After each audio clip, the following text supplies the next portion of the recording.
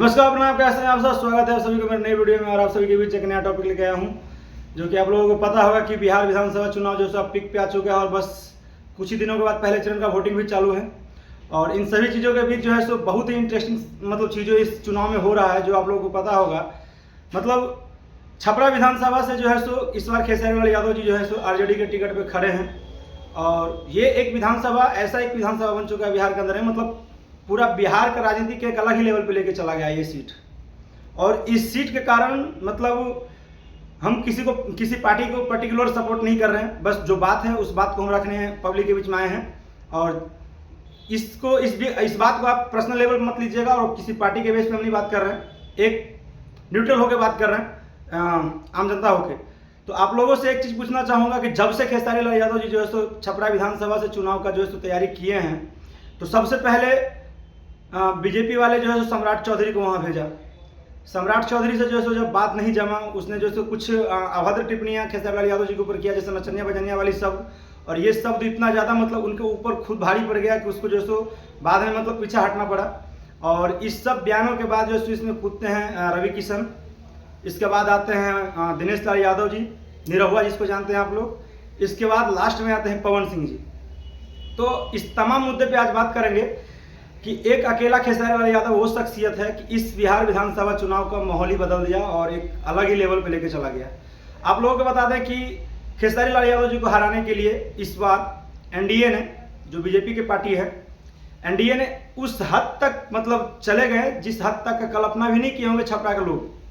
आज से कई बार, पिछले 3 बार भी जो है सो इलेक्शन हुआ है छपरा के अंदर में, तो हमें नहीं लगता है कोई स्टार वहाँ पहुँचा होगा, या सम्राट चौधरी हो या XYZ बड़े बड़े नेता हो बीजेपी का या स्टार प्रचारक हो, कोई वहाँ नहीं पहुँचे।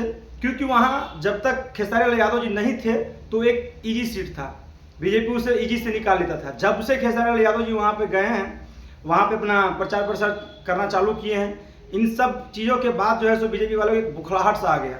और वो बुखलाहट आया कि वो बुखलाहट में खास खुद नरेंद्र मोदी जी को भी वहाँ जाना पड़ गया। तो इस बात को आप इनकार नहीं कर सकते हैं कि जो कहावत है एक खेसारी सब पे भारी, ये बात कहीं ना कहीं सच होते सामना दिख रहा है आप लोगों को भी। और मोदी जी आए वहाँ पे, अमित शाह आए, इसके बाद रवि किशन जी आए।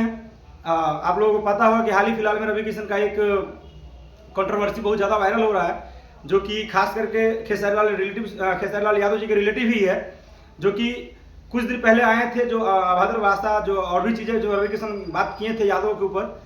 तो इन सब चीज़ के बीच जो है सो उनको एक धमकी मिला, जो धमकी जान से मारने की धमकी है। और इस चीज़ को हम भी विरोध करते हैं। ऐसा नहीं होना चाहिए, किसी को मारने का अधिकार कोई किसी को नहीं दिया है। बोलने का सबको अधिकार है, जो उसको समझ में आया, जो उनको समझ में आया वो अपना बोले, अपना बात रखें।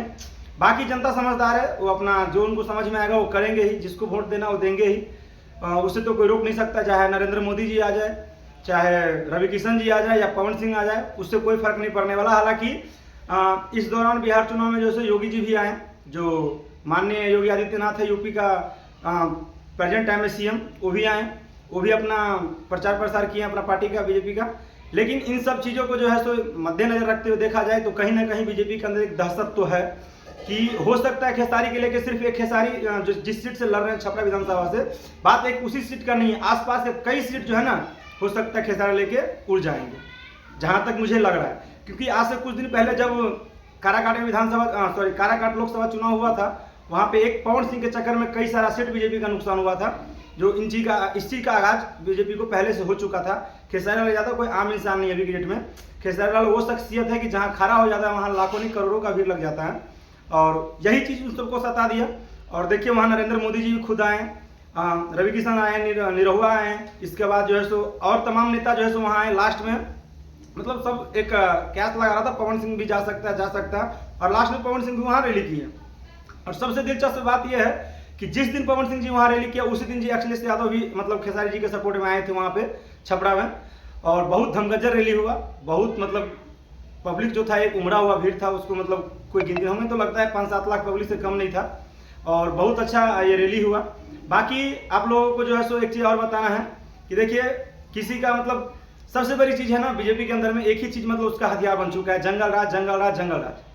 तो मैं पूछना चाहता हूँ बीजेपी के लोगों से एक छोटी सी सवाल, जंगल राज करके आप बिहार को क्यों बदनाम कर रहे हैं? जिसको नहीं पता है जंगल राज के बारे में, अब वो क्या था 20 साल पहले, क्या नहीं था, उस टाइम में जो जन्म भी नहीं लिया होगा, आज डेट में आप उसे भी समझा रहे हैं कि जंगल राज था।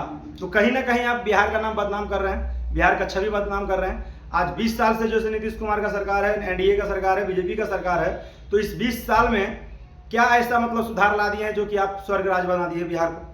ना कोई एक कारखाना दिए हैं, ना कोई एक स्टेडियम दिए हैं अच्छा सा। एक स्टेडियम राजगिरी में बन भी रहा है तो अभी तक पूरा काम हुआ नहीं उसका। हाँ, ना कोई अच्छा शिक्षा व्यवस्था है बिहार के अंदर में, ना अच्छा हॉस्पिटल व्यवस्था है।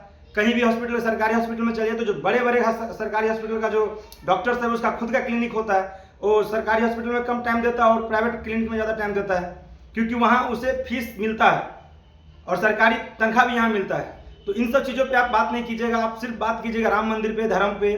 ठीक है भाई, लेकिन एक चीज़ सबसे बड़ी बात, सोचने वाली बात है, आप सभी से मैं सवाल करता हूँ, आप सभी तमाम हिंदू भाइयों से सवाल करता हूँ, जो भी इंसान अगर सच बोलता है, सच्चाई बोलता है, तो बीजेपी उसे सीधा सीधा बोलता है कि धर्म विरोधी है।